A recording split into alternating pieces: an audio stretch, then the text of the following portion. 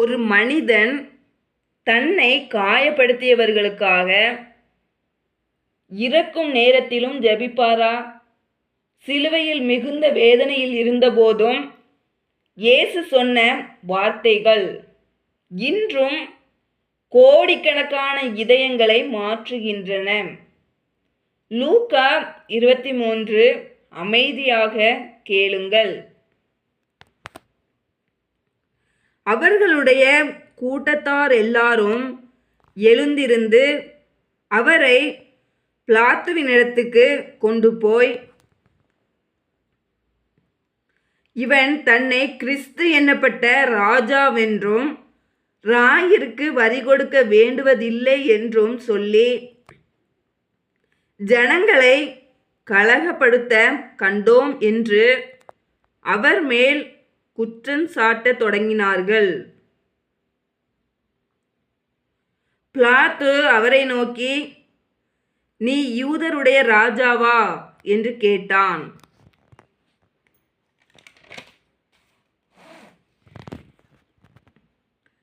அவர் அவனுக்கு பிரதியுத்தரமாக, நீர் சொல்லுகிறபடிதான் என்றார். அப்பொழுது பிலாத்து பிரதான ஆசாரியர்களையும் ஜனங்களையும் நோக்கி, இந்த மனுஷனிடத்தில் நான் ஒரு குற்றத்தையும் காணவில்லை என்றான்.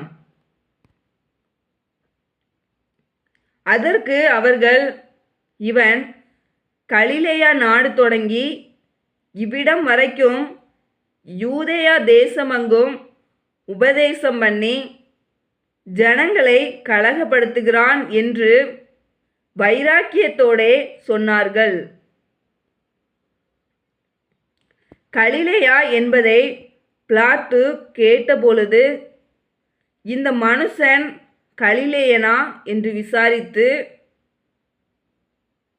அவர் ஏரோதின் அதிகாரத்துக்குள்ளானவர் என்று அறிந்து அந்நாட்களில் எருசலேமிலே வந்திருந்த ஏரோது விண்ணிடத்துக்கு அவரை அனுப்பினான். ஏரோது இயேசுவை குறித்து அநேக காரியங்களை கேள்விப்பட்டிருந்ததினாலும் அவரால் செய்யப்படும் அடையாளத்தை பார்க்க வேண்டுமென்று விரும்பியிருந்ததினாலும் அவரை காணும்படி வெகு நாளாய் ஆசை கொண்டிருந்தான். அந்தபடி அவரை கண்டபோது மிகவும் சந்தோஷப்பட்டு அநேக காரியங்களை குறித்து அவரிடத்தில் வினாவினான். அவர் மறுமொழியாக அவனுக்கு ஒன்றும் சொல்லவில்லை. பிரதான ஆசாரியரும் வேத பாரகரும் அவர் மேல் பிடிவாதமாய் குற்றம் சாட்டிக் கொண்டே நின்றார்கள். அப்பொழுது ஏரோது தன் போர் சேவகரோடு கூட அவரை நிந்தித்து பரியாசம் பண்ணி மினுக்கான வஸ்திரத்தை அவருக்கு உடுத்தி அவரை திரும்ப பிலாத்துவினிடத்துக்கு அனுப்பினான். முன்னே ஒருவருக்கொருவர் பகைவராயிருந்த பிலாத்துவும் ஏரோதும் அன்றைய தினம் சிநேகிதரானார்கள். பிலாத்து பிரதான ஆசாரியர்களையும் அதிகாரிகளையும் ஜனங்களையும் கூடிவர செய்து அவர்களை நோக்கி, ஜனங்களை கலகத்துக்கு தூண்டி விடுகிறவனாக இந்த மனுஷனை என்னிடத்தில் கொண்டு வந்தீர்கள்.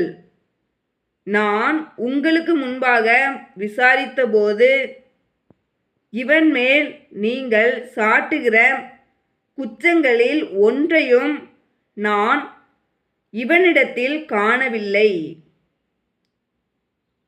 உங்களை ஏரோதினிடத்திற்கும் அனுப்பினேன். அவரும் இவனிடத்தில் குற்றம் காணவில்லை. மரணத்துக்கேதுவாக இவன் ஒன்றும் செய்யவில்லையே. ஆனபடியால் இவனை தண்டித்து விடுதலையாக்குவேன் என்றான். பண்டிகை தோறும் அவர்களுக்கு ஒருவனை அவன் விடுதலை ஆக்குவது அவசியமாயிருந்தபடியால் அப்படி சொன்னான். ஜனங்கள் எல்லாரும் அதை கேட்டு, இவனை அகற்றும், பரபாசை எங்களுக்கு விடுதலையாக்கும் என்று சத்தமிட்டு கேட்டார்கள்.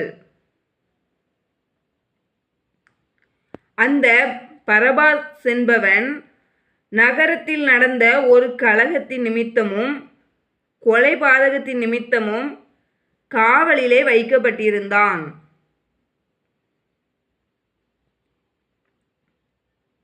பிலாத்து இயேசுவை விடுதலையாக்க மனதாய் மறுபடியும் அவர்களிடத்தில் பேசினான். அவர்களோ, அவனை சிலுவையில் அறையும், சிலுவையில் அறையும் என்று கூக்குரலிட்டார்கள்.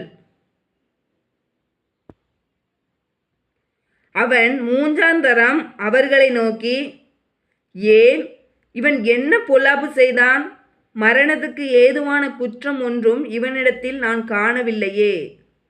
ஆகையால் நான் இவனை தண்டித்து விடுதலையாக்குவேன் என்றான். அப்படி இருந்தும் அவரை சிலுவையில் அறைய வேண்டுமென்று அவர்கள் உரத்த சத்தத்தோடு கேட்டுக்கொண்டே இருந்தார்கள். அவர்களும் பிரதான ஆசாரியரும் இட்ட சத்தம் மேற்கொண்டது. அப்பொழுது அவர்கள் கேட்டுக்கொண்டபடியே ஆகட்டும் என்று பிலாத்து தீர்ப்பு செய்து, கலகத்தின் நிமித்தமும் கொலை பாதகத்தின் நிமித்தமும் காவலில் போடப்பட்டிருந்தவனை அவர்கள் கேட்டுக்கொண்டபடியே விடுதலையாக்கி, இயேசுவையோ அவர்கள் இஷ்டத்துக்கு ஒப்பு கொடுத்தான். அவர்கள் இயேசுவை கொண்டு போகிறபோது நாட்டிலிருந்து வருகிற சிரேனே ஊரானாகிய சீமோன் என்கிற ஒருவனை பிடித்து சிலுவையை அவர் பின்னே சுமந்து கொண்டு வரும்படி அதை அவன் மேல் வைத்தார்கள். திரள் கூட்டமான ஜனங்களும் அவருக்காக புலம்பி அழுகிற ஸ்திரீகளும் அவருக்கு பின் சென்றார்கள். இயேசு அவர்கள் முகமாய் திரும்பி, எருசலேமின் குமாரத்திகளே, நீங்கள் எனக்காக அழாமல் உங்களுக்காகவும் உங்கள் பிள்ளைகளுக்காகவும் அழுங்கள். இதோ மலடிகள் பாக்கியவதிகள் என்றும் பிள்ளை பெறாத கற்பங்களும் பால் கெட்டாத முலைகளும் பாக்கியமுள்ளவைகள் என்றும் சொல்லப்படும் நாட்கள் வரும். அப்பொழுது மலைகளை நோக்கி எங்கள் மேல் விழுங்கள் என்றும் குன்றுகளை நோக்கி எங்களை மறைத்து கொள்ளுங்கள் என்றும் சொல்லத் தொடங்குவார்கள். பச்சை மரத்துக்கு இவைகளை செய்தால் பட்ட மரத்துக்கு என்ன செய்ய மாட்டார்கள் என்றார்.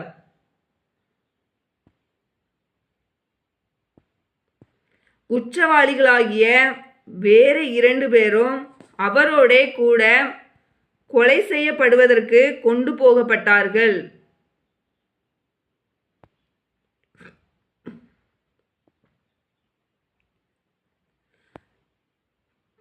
கபாலஸ்தலம் என்று சொல்லப்பட்ட இடத்தில் அவர்கள் சேர்ந்த பொழுது அங்கே அவரையும் அவருடைய வலது பக்கத்தில் ஒரு குற்றவாளியையும் அவருடைய இடது பக்கத்தில் ஒரு குற்றவாளியையும் சிலுவைகளில் அறைந்தார்கள். அப்பொழுது இயேசு, பிதாவே, இவர்களுக்கு மன்னியும், தாங்கள் செய்கிறது இன்னதென்று அறியாதிருக்கிறார்களே என்றார். அவருடைய வஸ்திரங்களை அவர்கள் பங்கிட்டு சீட்டு போட்டார்கள். ஜனங்கள் நின்று பார்த்து கொண்டிருந்தார்கள். அவர்களுடனே கூட அதிகாரிகளும் அவரை இகழ்ந்து, இவன் மற்றவர்களை இரட்சித்தான், இவன் தேவனால் தெரிந்து கொள்ளப்பட்ட கிறிஸ்துவானால் தன்னை தானே இரட்சித்துக் கொள்ளட்டும் என்றார்கள். போர் சேவகரும் அவரிடத்தில் சேர்ந்து அவருக்கு காடியை கொடுத்து, நீ யூதரின் ராஜாவானால் உன்னை இரட்சித்துக்கொள் என்று அவரை பரியாசம் பண்ணினார்கள். இவன் யூதருடைய ராஜா என்று கிரேக்கு, லத்தீன், எபிரேயு எழுத்துக்களில் எழுதி அவருக்கு மேலாக வைக்கப்பட்டது. அன்றியும் சிலுவையில் அறையப்பட்டிருந்த குற்றவாளிகளில் ஒருவன், நீ கிறிஸ்துவானால் உன்னையும் எங்களையும் இரட்சித்துக்கொள் என்று அவரை இகழ்ந்தான். மற்றவன் அவனை நோக்கி, நீ இந்த ஆக்கினைக்குட்பட்டவனாய் இருந்தும் தேவனுக்கு பயப்படுகிறதில்லையா? நாமோ நியாயப்படி தண்டிக்கப்படுகிறோம். நாம் நடப்பித்தவைகளுக்கு தக்க பலனை அடைகிறோம். இவரோ தகாததொன்றையும் நடப்பிக்கவில்லையே என்று அவனை கடிந்து கொண்டு இயேசுவை நோக்கி, ஆண்டவரே, நீர் உம்முடைய ராஜ்யத்தில் வரும்போது அடியேனை நினைத்தருளும் என்றான். இயேசு அவனை நோக்கி, இன்றைக்கு நீ என்னுடனே கூட பரதேசில் இருப்பாய் என்று மெய்யாகவே உனக்கு சொல்லுகிறேன் என்றார். அப்பொழுது ஏறக்குறைய 6ஆம் மணி நேரமாயிருந்தது. 9ஆம் மணி நேரம் வரைக்கும் பூமி எங்கும் அந்தகாரம் உண்டாயிற்று.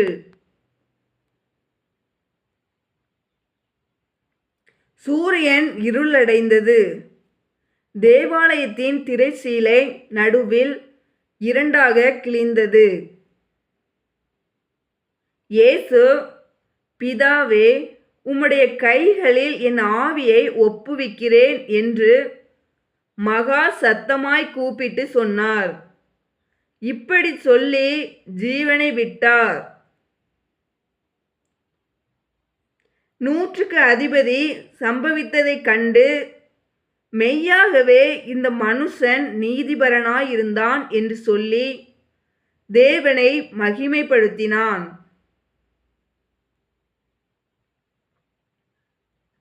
இந்த காட்சியை பார்க்கும்படி கூடி வந்திருந்த ஜனங்கள் எல்லாரும் சம்பவித்தவைகளை பார்த்தபொழுது தங்கள் மார்பில் அடித்துக்கொண்டு திரும்பி போனார்கள்.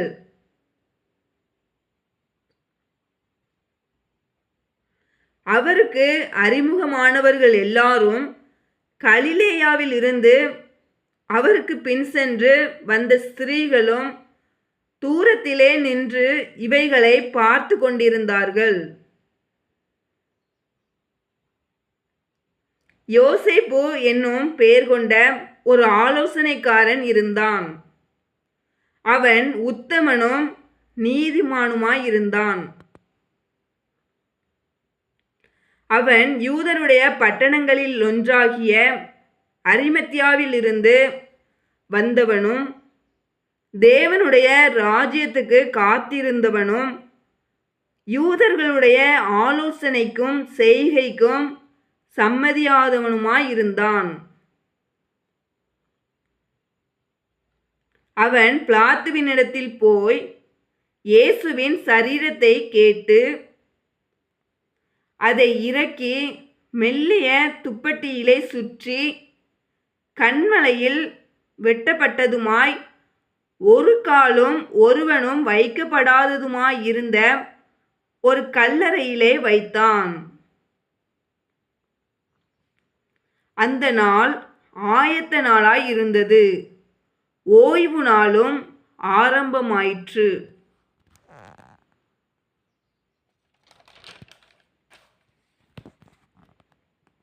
கலிலேயாவிலிருந்து அவருடனே கூட வந்திருந்த ஸ்திரீகளும் பின் சென்று கல்லறையையும் அவருடைய சரீரம் வைக்கப்பட்ட விதத்தையும் பார்த்து திரும்பி போய் கந்த வர்க்கங்களையும் பரிமள தைலங்களையும் ஆயத்தம் பண்ணி கற்பனையின்படியே ஓய்வு நாளில் ஓய்ந்திருந்தார்கள்.